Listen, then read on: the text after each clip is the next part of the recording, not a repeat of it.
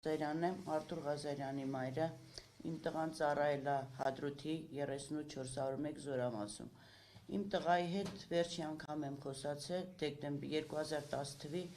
դեկտեմբերի 14-ին, որ ասել է մամա նստած ենք թուրքերի տարածքում ու հաց ենք ուտում։ Այդ վերջի խոսակցությունն ա եղել, ասել եմ Արթուր ջան, ինչ ա եղել, ասում է Ջանգինյան Մարտինը, իր հրամանատարը, իրանց ասել է, որ պետք է թուրքերի հետ առու վաճառք անենք։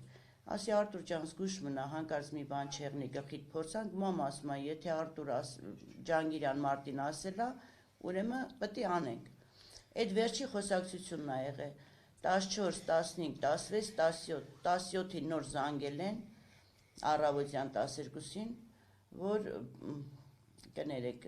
16:45, որ եկեք ձեր տղային բերել են հոսպիտալ, կոմայի մեջ է։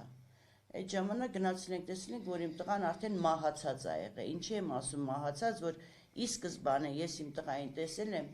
աշկերը սենց բաց, չորացած սաղ ներսը, բերանը սոսինձով կպած,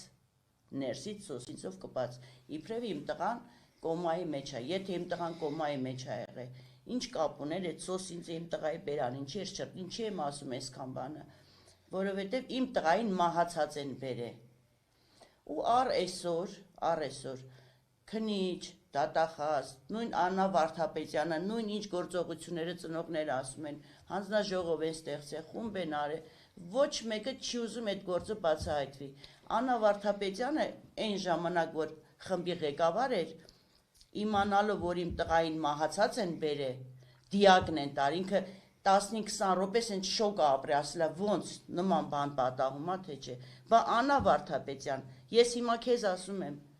դու անձամբ իմ տղայի գործերը ուսումնասիրել ես ու տեսել ես, որ իմ տղային մահացած դիակը բերել են Մուրացանի հոսպիտալ, տաք հոտ են տվել։ Դու այդքան բանը տեսնելով, որպես երկրի դատախազ, նույնժելի քո մեջ մի փոքր մարդկային բան չի